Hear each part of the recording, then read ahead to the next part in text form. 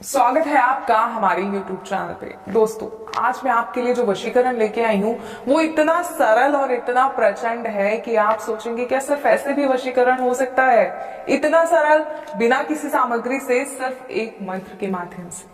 तो सोचिए वो मंत्र कितना प्रचंड होगा, जो सिर्फ अपने आप में इतना प्रचंड है कि सिर्फ जब आप उसका सिमरन करेंगे, उस मंत्र का जाप करेंगे, तो सामने वाला व्यक्ति आपका हो जाएगा। कभी सोचा है आपने कि ऐसा भी हो सकता है बिना किसी सामग्री से? क्योंकि सब कहते हैं वशीकरण बिना सामग्री के संभव नहीं है, लेकिन हम आपके लिए ऐसे प्रचंड वशीकरण लेके आते हैं जो बिना सामग्री के हो सकते हैं। क्योंकि हमारी कई माताएं बहनें, कई पुरुष, कई भाई ऐसे हैं जो ये कहते हैं कि हम कोई सामग्री एकत्रित नहीं कर सकते, या माताएं कहती हैं कि हम कहीं बाहर नहीं जा सकते, लेकिन हमें वशीकरण की आवश्यकता है क्योंकि हमारे घर की जो स्थिति है वो बिगड़ गई है और हमें उस स्थिति को सुधारने के लिए एक वशीकरण की आवश्यकता है। इसके बिना हमारे घर की स्थिति सुधर नहीं सकती, क्योंकि बहुत बुरा लगता है जब अपने दूर हो जाते हैं।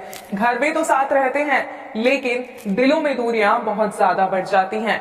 जी हाँ, अगर इन्हीं दूरियों को आप कम करना चाहते हैं, या आप एक ऐसे व्यक्ति हैं जो अपनी प्रेमिका से बहुत प्यार करते हैं, लेकिन आपकी प्रेमिका किसी और की तरफ आकर्षित हो रही है और आप नहीं चाहते कि वो किसी और से बात भी करे, वो ताउम्र आपकी होकर रहे, या प्रेमिका ऐसा नहीं चाहती अपने प्रेमी के लिए, तो ये वशीकरण जो है इन सभी के लिए प्रचंड वशीकरण है। इस विधि को ध्यान पूर्वक सुनिएगा, सही प्रकार से कीजिएगा।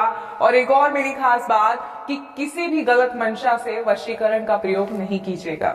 इसलिए वशीकरण विधि को करने से पहले कई बार सोच समझकर इस विधि को अपनाइएगा, मैं आपसे बार बार ये कहूंगी।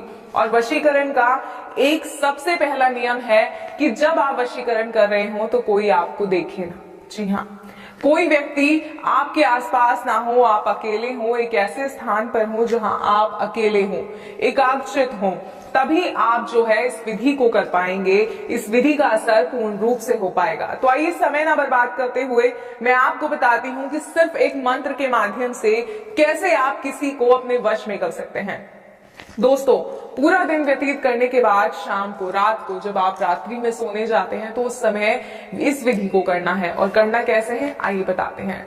आप स्नान करके साफ स्वच्छ वस्त्र पहनकर इस दिन सोने जाइए, और सोने जाने से पहले जब आप अपने बेड पर, अपने गद्दे पर, जहां भी आप सोते हैं वहां पर बैठेंगे तो इस तरह आसन लगाकर एक बार बैठिए और अपने हृदय पे हाथ रखकर उस व्यक्ति का नाम लीजिए जिसे आप वश में करना चाहते हैं। सही कहूं तो उसका सिमरन कीजिए, और इस हद तक कीजिए कि उसका चेहरा आपकी आंखों में उतर आए। और उसके बाद आपको इस मंत्र का 21 बार जाप करना है।